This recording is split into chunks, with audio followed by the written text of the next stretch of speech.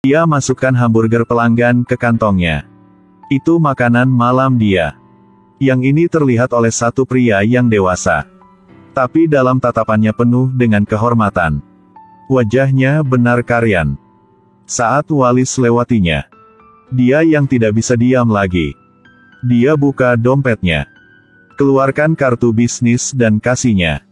Bilang samanya dia yang juru potret. Sedang cari model. Harap Wallace bisa hubunginya. Juga karena kartu bisnis ini telah ubah nasib Wallace. Dan juga nasib ribuan siswa perempuan lainnya. Wallace selesai pekerjaan dan pulang. Lihat Marilyn yang sedang tidur sama pacarnya. Wallace sangat marah. Dia bilang Marilyn yang penjahat. Juga bilang wanita yang disunat. Tidak boleh lakukan ini sampai hari pernikahan. Marilyn dengar tanpa ngerti apapun. Dia tidak tahu apa itu sunat. Kamu tidak pernah disunat? Apa kamu bilang? Tubuh kamu pernah dipotong sesuatu kan? Wallace yang robek roknya. Biar Marilyn bisa tahu apa itu sunat. Marilyn yang ditakutkan. Tidak bisa bayangkan betapa banyak rasa sakit yang harus dialami Wallace. Dia dengan takut bilang sama Marilyn. Di tempat kami, tidak ada yang harus otong bagian tubuh mereka. Dengar jawaban ini. Wallace yang tidak bisa tahan nangis. Iman lebih dari 20 tahun kini telah benar-benar runtuh. Ternyata tidak semua perempuan harus tanggung sunat ini. Hari berikutnya, saat Wallace kerja, sekali lagi dapat undangan dari seorang juri potret. Mohon Wallace untuk jadi modelnya. Tapi Wallace tidak bilang sepatah kata pun. Dia kasih tahu yang ini kepada Marilyn. Ambil juga kartu nama juri potret. Kasih padanya. Lagi kedip karena terkejut. Dia dengan buru-buru tanya Wallace. Orang ini seorang fotografer terkenal di dunia fotografi. Potret untuk banyak model terkenal. Marilyn masih belum selesai bilang. Perut Wallace lagi jadi sakit parah. Marilyn antar Wallace ke rumah sakit biar ngecek. Ini seperti sulitkan Wallace. Matanya dengan air mata lebarkan kaki untuk diperiksa oleh dokter. Dokter lihat yang ini. Terkejut dalam sekejap mata. Dia letakkan alat di tangannya. Takut bilang sama Wallace. Aku tidak dapat bantunya untuk pulih sepenuhnya. Tapi setidaknya aku bisa pastikan kamu tidak sakit perut yang lebih parah. Tapi Wallace yang tidak ngerti bahasa Inggris yang begitu susah. Jadi dokter panggil perawat pria Somalia untuk terjemahkan. Bilang samanya akan segera lakukan operasi padanya. Tidak heran perawat lagi beritahunya seperti ini. Biarkan orang kulit putih lihat tubuhnya. Kamu tidak rasa malu kan? Dokter terus bilang. Sarannya jangan khawatir. Kami pasti bisa traktirnya. Tapi si pria lagi salah terjemah. Kamu yang sangat hina. Jika kamu lakukan operasi, itu berarti kamu yang khianati orang tuanya. Lagi bersalah dengan suku dan tradisinya. Kata-kata ini seperti pisau yang tusuk pada hati Wallace. Dia tinggalkan rumah sakit. Lamun di jalan. Lewati satu toko. Dia hadapi seorang wanita berjubah hitam lalui kaca. Lalui perhiasan dan pakaian yang dia pakai. Wallace samar-samar lihat kampunya. Juga ingat penderitaan yang harus dia tanggung. Malam itu. Kali pertama Wallace alami menstruasi. Ini juga berarti dia akan menikahi seseorang. Di masa depan, akan dasarkan pada tradisi di sini. Akan berikan suami pada malam pernikahan untuk lepaskan jahitannya. Tapi ibu Wallace yang tidak begitu tahan. Lihat putrinya derita seperti itu. Jadi saya mintanya untuk diam-diam larikan diri dari desa. Ke kota untuk cari nenek. Dia berada di gurun yang dingin lari selama 3 hari 3 malam. Lapar lagi, makan daun. Kalau lelah lalu baring di atas batu. Aki yang lemah berdarah segar. Dengan kemauan kuatnya, Wallace akhirnya bisa ketemu neneknya. Tapi nenek sudah tua. Tidak ada cara untuk besarkannya. Nenek yang orang pintar. Dia ingin Wallace lolos dari takdir ini. Harus meninggalkan Somalis. Jadi pinjam uang untuk belikannya tiket pesawat ke Inggris. Mintanya temukan bibinya yang sebagai istri duta besar. Jadi pembantunya di sana. Juga sarankannya untuk hidup dengan baik. Makan dengan baik. Wallace naik pesawat. Alami penerbangan beberapa ribu meter. Telah datang ke dutaan tempat yang bibinya tinggal. Mulai hidup berteduh. Setiap hari harus cuci piring dan bersihkan toilet, aturan yang harus dilalui.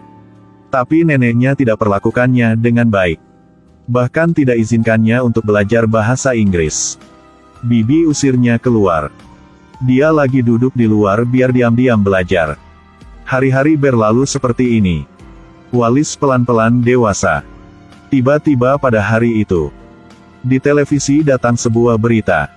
Nyebut kampung halamannya Somalis sedang berperang. Seluruh keluarga bibinya dipaksa kembali. Tapi Wallace yang tidak mau kembali. Lebih baik tinggal di jalan makan sampah. Juga tidak ingin kembali ke tempat takutkan itu lagi. Dia di jalan banyak hari. Sampai hari itu yang bangun di toilet. Ketemu Marilyn. Satu wanita jujur yang tidak sombong. Lihat Wallace yang begitu bosan. Tidak hanya terima dia. Lagi perkenalkannya ke toko hamburger sebagai pelayan. Wallace dengan pelan bangun dari pikiran. Tiba-tiba ada keyakinan yang teguh di hatinya. Dia harus ubah nasibnya. Jadi dia putuskan untuk kembali ke rumah sakit. Terima operasi. Marilyn rasa bahagia untuknya. Operasi tidak hanya sembuhkan tubuhnya, juga sembuhkan jiwanya. Setelah sembuh, dia ikuti alamat di kartu nama. Temukan kantor fotografer. Fotografer yang sangat terkejut. Tidak sangka Wallace datang sendiri. Pertama kali motret, Wallace sedikit hati-hati. Cahaya foto buatnya tidak bisa buka matanya. Efek pemotretannya tidak bagus sama sekali. Dia orang yang terkenal di dunia fotografi. Situasi seperti ini tidak sulit baginya. Sangat cepat bantu Wallace sesuaikan emosinya. Direktur wanita dari sebuah perusahaan pialang setelah lihat fotonya. Rasanya tidak bisa percaya. Dia belum pernah lihat sosok yang begitu cantik. Segera tanda tangani kontrak dengannya. Biarkan dia jabat sebagai model fashion. Wallace mulai dapat pekerjaan yang baru. Hari potret kedua. Orang-orang yang hadir di sini bergiliran untuk berfoto. Semua model selesai potret. Hanya diri sendiri Wallace masih duduk di situ. Dia ada sedikit kecewa. Staf kebersihan mulai bekerja. Tepat ketika dia kira perusahaan tidak ingin lihatnya. Akhirnya ada seorang panggilnya. Dia tidak tahu bagaimana berpose. Hanya bisa letakkan tangan di belakang punggung. Dia pikir fotonya tidak itu bagus. Sedih dan mau pergi. Tetapi dipanggil kembali oleh fotografer. Kamu yang dipilih oleh Donaldson kan? Tidak tahu alasan kenapa. Sampai detik ini dan lainnya. Wallace mulai rasa percaya diri. Dia akhirnya bisa percaya dia dipilih oleh Donaldson. Bukan karena kebetulan. Fakta juga dibuktikan. Pakaian apapun yang dia pakai dapat ciptakan perasaan yang unik. Perusahaan putuskan untuk persiapkannya tur dunia. Mereka kemudian kabur menggunakan mobil dan dikejar oleh pesawat Sorian. Tetapi untungnya mereka berhasil lolos dan bersembunyi di tempat Laura. Direktur mintanya ambil paspornya untuk perpanjangnya. Siap-siap biar pergi ke luar negeri. Tapi sekarang ada masalah untuk Wallace. Saat ini, dia bahkan tidak tahu langkah seorang model. Jadi dia lagi ketemu Marilyn. Sebelumnya, dia juga secara khusus belikan Marilyn jam tangan yang disukainya. Makan dengan baik ya. Wallace tidak pernah lupa nasihat neneknya. Kalau tidak bisa ketemu Marilyn, mungkin dia masih berkeliaran di jalan. Marilyn dengar Wallace yang mau belajar cara catwalk. Jadi lagi bawanya ke apartemen. Ambil koridor apartemen sebagai tempat berlatih. Wallace secara bertahap adaptasi dengan sepatu hak tinggi. Dari awal jalan gak mantap. Kemudian secara bertahap ambil langkah percaya diri dan elegan. Hanya butuh 1 jam. Jenius ditempatkan di tubuhnya. Bukan yang lebih.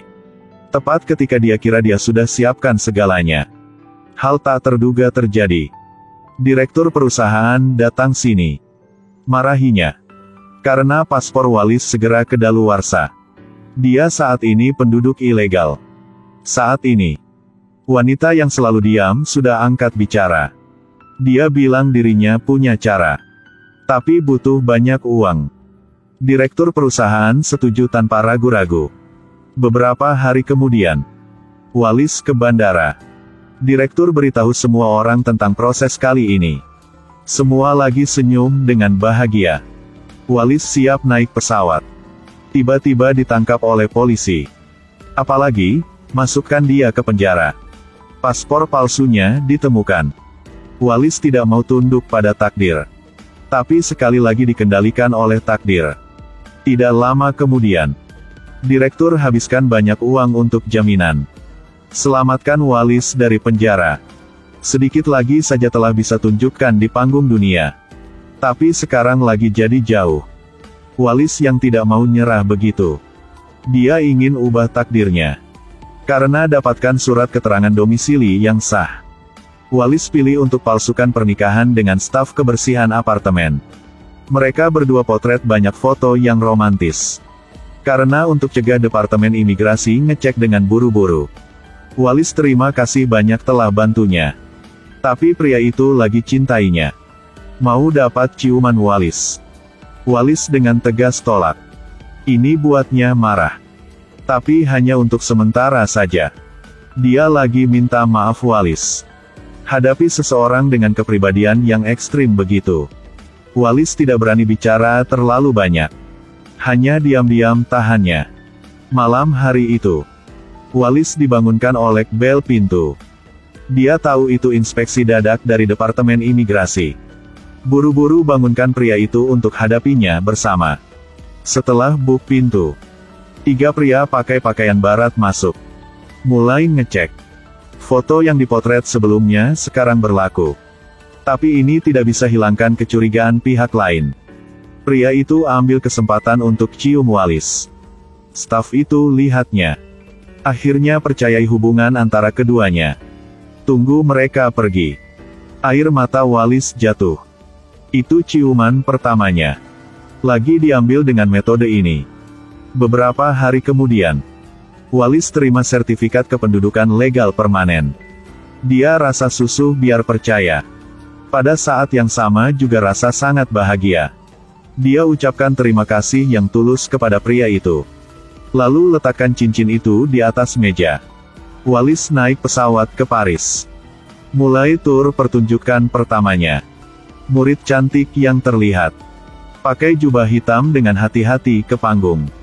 Saat detik angkat tangan, dia ubah jadi cantik, elit dan elegan, dengan banyak aura.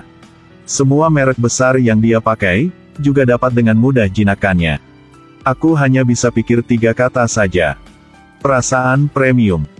Walis lakukan tur 1 malam telah jadi terkenal. Majalah media besar bersaing untuk dapatkan liputan. Bahkan BBC ingin undangnya untuk rekam pertunjukan. Tapi selama rekaman, Walis lagi tidak ikuti janjian sebelumnya. Yang bilang isi BBC mau dapat. Tetapi pilih bicara tentang kesulitan yang dia hadapi sebelumnya. Ini kisah yang sakiti hati orang. Tahun yang dia berumur 3.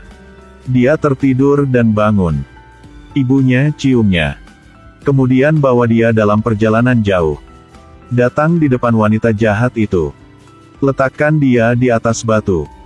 Rok dirobek tinggi. Ambil sepotong pisau yang berkarat. Tidak ada sterilisasi yang dilakukan. Bahkan tidak suntikan anestesi. Begitu saja, lakukan ritual sunat untuknya.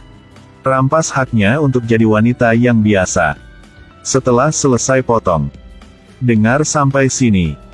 MC telah nangis sesak.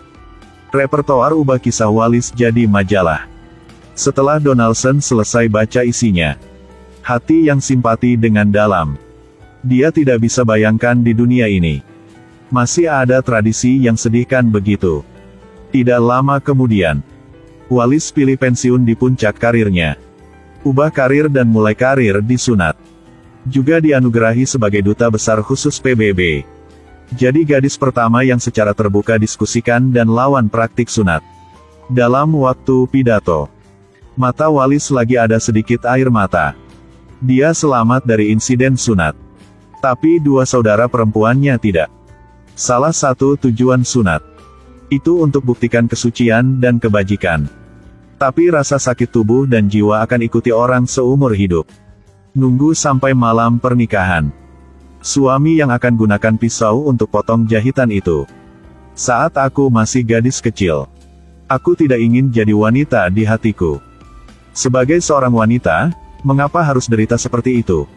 Dan begitu sakit hati. Sekarang aku tumbuh sebagai manusia. Aku bangga jadi seorang wanita. Dapat bantu ubah pemikiran kita tentang ritual sunat yang sudah ketinggalan zaman ini. Yang ini sangat penting. Denagen nasib seorang wanita itu. Di bawah panggilannya. Ritual sunat dapat perhatian masyarakat di banyak negara. Banyak negara sudah mulai larang perilaku yang mengerikan ini.